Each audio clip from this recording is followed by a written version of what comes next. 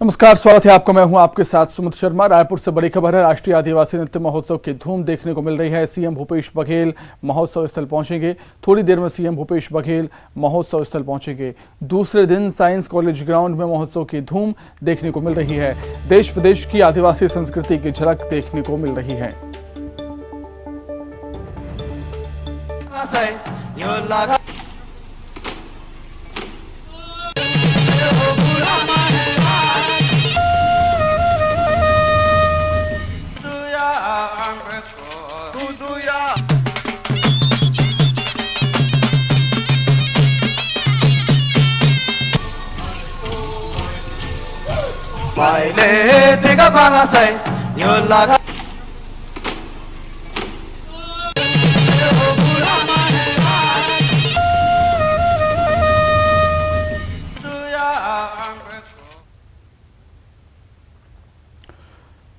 किए हुए रहते हैं और वही 11 नवंबर को बिलासपुर में होने वाली बीजेपी की महतारी हुंकार रैली का पोस्टर पार्टी ने जारी किया है। क्षेत्रीय संगठन मंत्री अजय जामवाल, पूर्व सीएम डॉक्टर मन सिंह, प्रदेश सह प्रभारी नितिन नवीन और शालिनी राजपूत की मौजूदगी में पोस्टर जारी किया गया। प्रदेश में शराबबंदी की मांग और महिला अत्याचार के खिलाफ बीजेपी महिला मोर्चा 11 नवंबर को बिलासपुर में महतारी हुंकार रैली करने जा रही है। महतारी हुंकार रैली में केंद्रीय मंत्री स्मृति ईरानी भी शामिल होंगी। इसके साथ ही बीजेपी महिला मोर्चा की राष्ट्रीय अध्यक्ष वानथी श्रीनिवासन भी शामिल होंगी। विधानसभा चुनाव से पहले बीजेपी महिला मोर्चा बिलासपुर में बड़ा आंदोलन कर शक्ति प्रदर्शन करेगी। महतारी हुंकार रैली का पोस्टर जारी होने पर कांग्रेस ने बीजेपी को घेरा।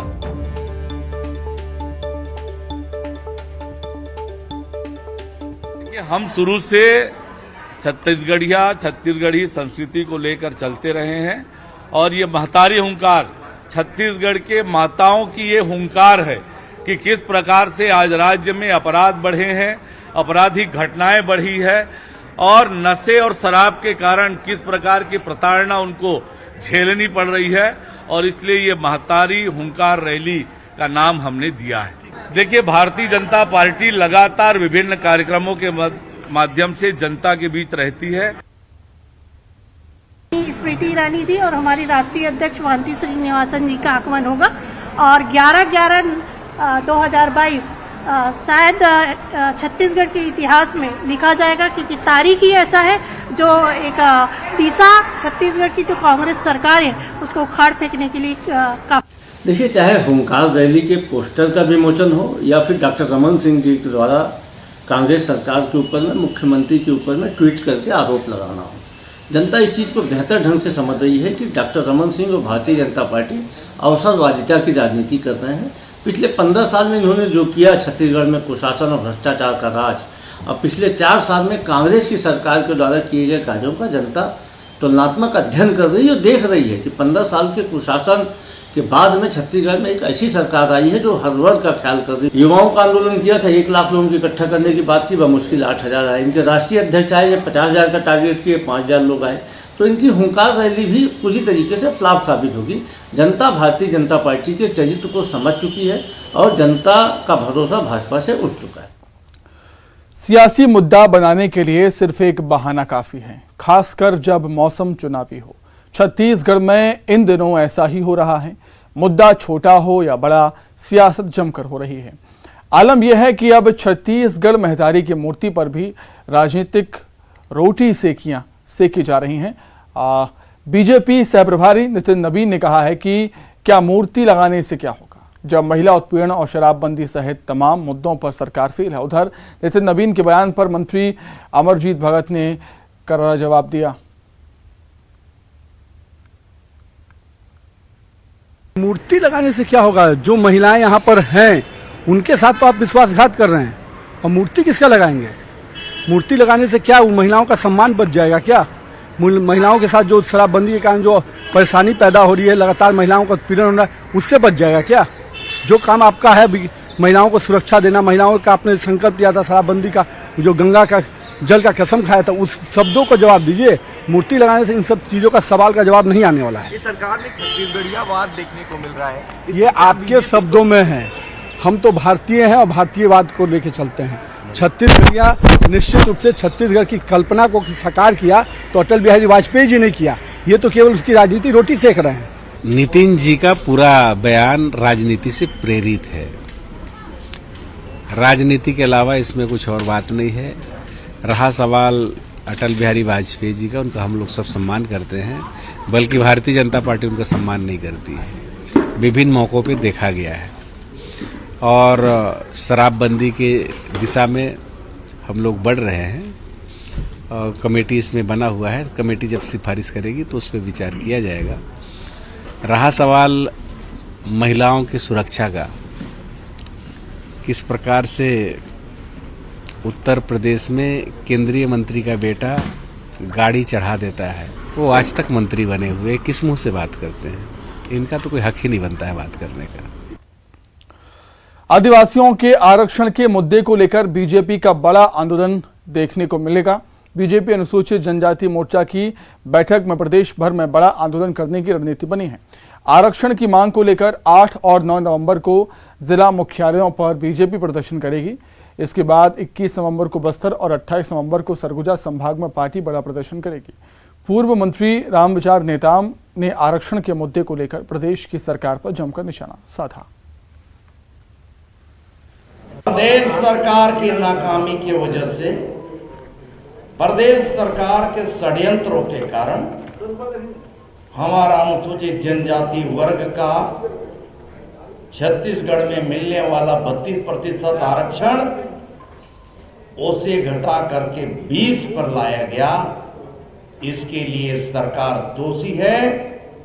इस सरकार को जगाने के लिए, इस सरकार को होश में लाने के लिए आगामी भारतीय जनता पार्टी अनुसूचित जनजाति मोर्चा ने जिला स्तर पे प्रदर्शन करने का निर्णय किया है, जिसमें 8 तारीख को सरगुजा और 9 तारीख को बस्तर संभाग में हर जिला मुख्यालय में हमारा जंगी प्रदर्शन होगा।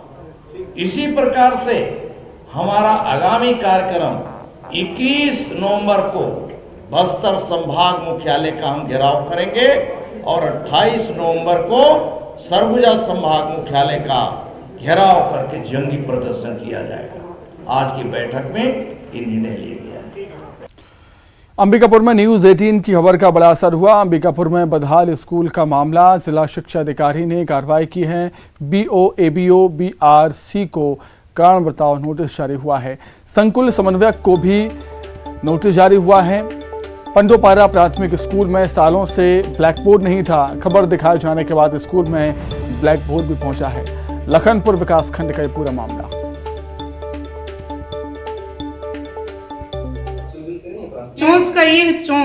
लखनपुर विकासखंड में एक मामला सामने आया था, जहां पंडोपारा में, जहां पर ब्लैक बोर्ड 1.5 साल से नहीं है, ऐसी सूचना मिली है। तो जैसे संज्ञान में आया, तत्काल वहां पर ब्लैक बोर्ड की व्यवस्था कर दी गई है और वहाँ आवश्यक जो फोटोग्राफ्स वगैरह अपने तत्कालिक CM की उसको लगवाने की कार्रवाई कर दी गई है और साथ ही BO, ABO, BRC, CAC सबको शोकाज नोटिस दी गई है और सभी पे कार्रवाई की जाए। चिट्ठी चली गई है तो मैं आपको व्हाट्सअप कर दूंगा। अधिक जानकारी के लिए हम बातचीत करेंगे। तरुण कुमार हमारे साथ जुड़ गए हैं फोन पर। तरुण, बड़ा ही चौंकाने वाला मामला है कि स्कूल में ब्लैक बोर्ड ही नहीं है, लेकिन खबर दिखाए जाने के बाद अब ब्लैक बोर्ड पहुंच चुका है स्कूल। देखिए सुमित, ये जो शिक्षा विभाग के जो तमाम अधिकारी हैं वो ये दावे करते हैं कि शिक्षा के स्तर को सुधारने का काम कर रही है, लेकिन ये जो पंडोपारा का जो स्कूल है, इनकी जो स्तर को सुधारने का जो है पोल खोलती नजर आ रही है। क्योंकि जहां से ये समस्या उत्पन्न हुई है, इस विद्यालय में ब्लैक बोर्ड सालों से नहीं था। वहां के जो टीचर थे वो जमीन पर लिखकर बच्चों को जमा करते थे। ये जो BO कार्यालय है उससे महज 10 किलोमीटर की दूरी पर स्थित है और 10 किलोमीटर में जो जिम्मेदार अधिकारी जिनको मॉनिटरिंग का पूरा जिम्मा रहता है, BO समन्वयक, ABO का जो निरीक्षण करते हैं स्कूल तक पहुंचकर और ये मैसेज पहुंचाते हैं कि सब कुछ सामान्य है और बहुत अच्छे से पढ़ाई लिखाई चल रही है। लेकिन उस स्कूल की जब बात करें तो सालों से वहां ब्लैक बोर्ड तक नहीं था और जो बिल्कुल श्रवण, और ये बताता है कि हमारे देश प्रदेश में शिक्षा का स्तर है क्या। बहुत शुक्रिया आपका तमाम जानकारी के लिए। बलौदाबाजार से बड़ी खबर है। शिक्षक की कमी को लेकर सड़क पर उतरे हैं छात्र। सैकड़ों की संख्या में सड़कों पर छात्र उतर आए। शिक्षकों की कमी को लेकर छात्रों ने प्रदर्शन किया है। 500 बच्चों पर सिर्फ 5 ही शिक्षक पदस्थ हैं। शासकीय उच्चतर माध्यमिक विद्यालय मोहरा का ये मामला। संख्या में बच्चे आज मैदान पर उतर आए हैं, सड़कों पर उतर आए हैं, जिसके चलते एक अलग सा माहौल दिखाई दे रहा है। कुछ छात्र यहाँ पर मौजूद जो प्रदर्शन कर रहे हैं, देख सकते हैं तमाम छात्र यहाँ पर मौजूद है। 500 की संख्या में छात्र हैं। हालांकि आला अधिकारी बच्चों को समझाने के लिए यहाँ पर मौजूद थे। कुछ छात्र मौजूद हैं, उनसे जानते हैं क्यों आप लोग हड़ताल किए। ये हड़ताल हम शिक्षकों की कमी को लेकर कर रहे हैं। हम समझौता शांतिपूर्ण ढंग से निपटाना चाहते थे। हमने अध्यक्ष महोदय जो कि शाला प्रबंधन अध्यक्ष है और प्राचार्य महोदय, इनको हमने कई बार हो गया बोलते शांतिपूर्ण ढंग से हमारा निवारण नहीं किया गया, तो हम लोग चक्का जाम पे उतरे। कितने शिक्षक है अभी स्कूल में? अभी स्कूल में 5 शिक्षक है। कितने सालों से कमी से जूझ रहे हैं? ये 2 साल हो गया। अभी क्या बोले अधिकारी? अभी अधिकारी बोले हैं 1 हफ्ते के अंदर में शिक्षक की जो मांग है आपकी वो पूरी की जाएगी। और नहीं हुआ तो क्या करेंगे? नहीं हुआ तो हम लोग फिर से वही एक्शन उठाएंगे। जब तक से शिक्षक की कमी दूर नहीं हो जाती, हम लोग स्कूल को खुलने नहीं देंगे, तालाबंदी करेंगे। कौन सी क्लास में पढ़ते हैं आप? कक्षा 12वीं बायो लिए हैं। कौन कौन सी पढ़ाई करते हैं? हम अभी फिजिक्स की पढ़ाई करते हैं। फिजिक्स के लिए टीचर है कि नहीं है? नहीं है। हमें कितने महीनों से टीचर नहीं है? जब से स्कूल खुला है। और क्या करेंगे अगर शिक्षक की कमी रहेगी? हड़ताल। एक ही रास्ता बचा है हमारे पास। तो ये तमाम बच्चे हैं, फिजिक्स और विज्ञान की पढ़ाई के लिए यहाँ पर शिक्षक मौजूद नहीं है। ऐसे में देखना ये होगा कि शासन प्रशासन इस पर क्या आगे कार्रवाई करेगी। बलौदाबाजार से न्यूज़ 18 के साथ योगेश यादव की रिपोर्ट। खबर कांकेर से है, जहां पर गांव के दबंगों ने 2 महिलाओं के मकान को तोड़ दिया। जेसीबी से दोनों मकानों को तहस नहस कर दिया। विरोध करने पर महिलाओं से मारपीट भी की गई। पीड़ित परिवार चारामा थाना पहुंचा है। चारामा थाना क्षेत्र के रतेसरा का ये पूरा मामला। अधिक जानकारी के लिए हम बातचीत करेंगे। संवाददाता खेमनारायण हमारे साथ जुड़ गए हैं। खेमनारायण, क्या कुछ जानकारी है, आखिर दबंगों ने ऐसा क्यों किया?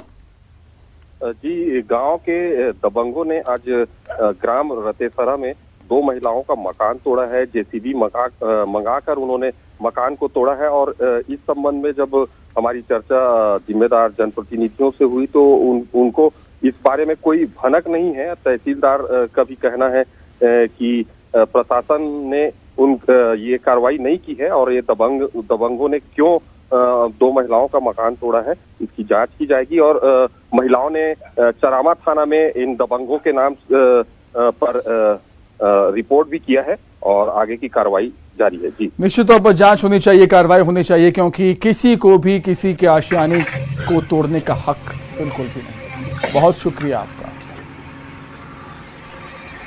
खबर बिलासपुर से, जहां पर एनटीपीसी सीपत प्लांट में बड़ा हादसा हुआ है। स्टोरेज टैंक में ब्लास्ट हो गया। स्टोरेज टैंक की टेस्टिंग के दौरान हादसा हुआ है।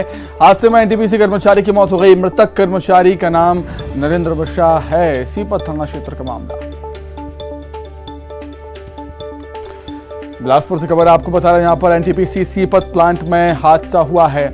अधिक जानकारी के लिए बातचीत करेंगे। संवाददाता विनोद कुशवाहा जुड़ गए हैं फोन पर। विनोद, हादसा कैसे हुआ?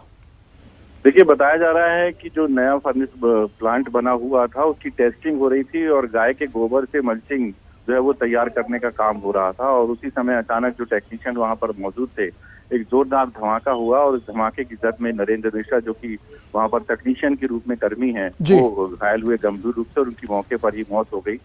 और इसके अलावा वहाँ हड़कंप की स्थिति मच गई। हालांकि जो एनटीपीसी प्रबंधन है उनके द्वारा ये कहा जा रहा है कि कोई भी घायल नहीं है, एक ही व्यक्ति की मौत हुई है और अब इस पूरे मामले की जांच हो रही है। वैसे माना ये जा रहा है इसके पीछे कारण यही कि कहीं न कहीं जो बारूद जिससे ब्लास्ट हुआ है उसमें कोई ज्यादा मात्रा रही होगी। हालांकि जांच का विषय है, अधिकारी जो कह रहे हैं, लेकिन कहीं न कहीं एक गंभीर बात जो है वो सामने आई इस घटना के बाद से। ठीक है विनोद, बहुत शुक्रिया आपका तमाम जानकारी के लिए। बालोद से खबर, जहां पर खेत में पैरा बम मिलने से अफरा तफरी का माहौल बन गया। ककरा भाट बटालियन से 700 मीटर की दूरी पर मिला है पैरा बम। मौके पर पुलिस पहुंची, बटालियन की टीम भी पहुंची और मॉक ड्रिल के दौरान खेत में पैरा बम गिरा था। डेड होकर खेत में पैरा बम गिरा था और बटालियन की टीम ने पैरा बम को अपने कब्जे में ले लिया। बालोद से खबर है, खेत में पैरा बम मिलने से अफरा तफरी मच गई। ककरा भाट बटालियन से 700 मीटर की दूरी पर पैरा बम मिला।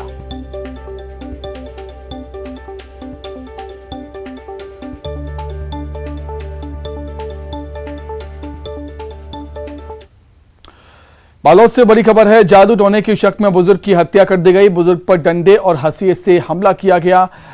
बुजुर्ग के शव को तालाब में फेंक दिया गया। पुलिस ने आरोपी को गिरफ्तार कर लिया है। डोंडी थाना क्षेत्र के केशवपुर गांव का यह मामला।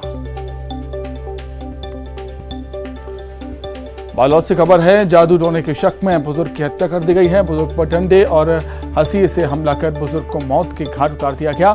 बुजुर्ग के शव को तालाब में फेंक दिया गया। पुलिस ने आरोपी को हालांकि गिरफ्तार कर लिया है। डोंडी थाना क्षेत्र केशवपुर गांव का यह मामला।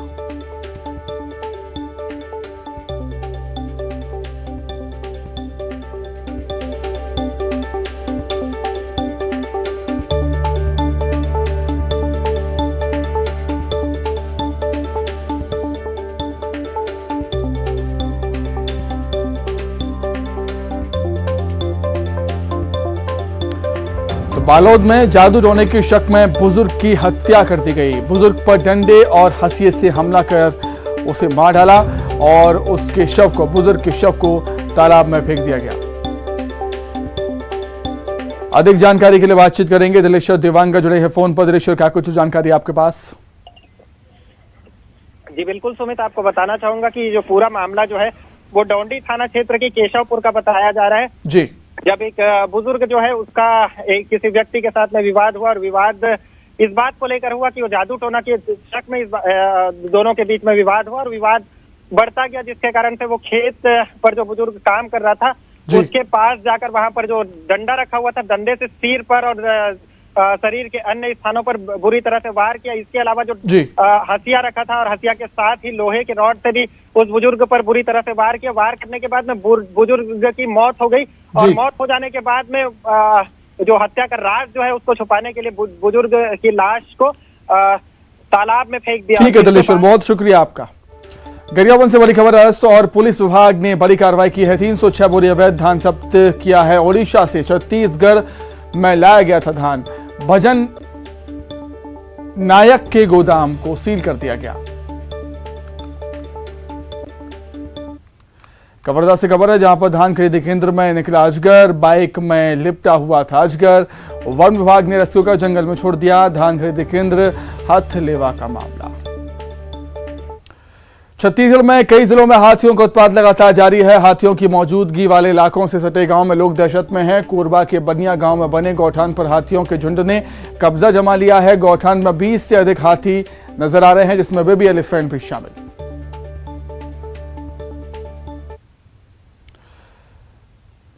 चलिए आगे बढ़ते। रायपुर में राष्ट्रीय आदिवासी नृत्य महोत्सव का दूसरा दिन है। आज भी आदिवासी नृत्यों की रंगारंग प्रस्तुति देखने को मिली। कलाकारों की प्रस्तुति से सभी का मन मोह लिया है। प्रस्तुति ने कलाकारों से साइंस कॉलेज ग्राउंड का मंच सजा हुआ है। देश विदेश की आदिवासी संस्कृति की झलक देखने को मिल रही है।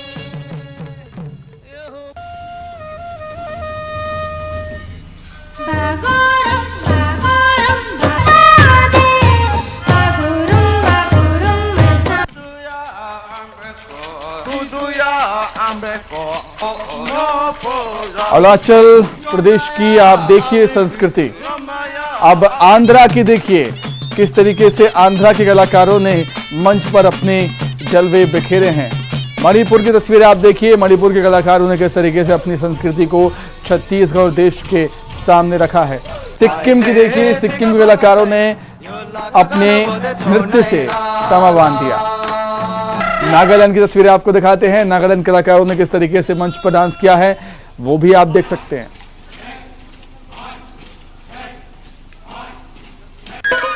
ओडिशा की संस्कृति भी मंच पर हमें देखने को मिली। ओडिशा के कलाकारों ने भी अपनी लोक संस्कृति के जरिए सभी का मन मोह लिया।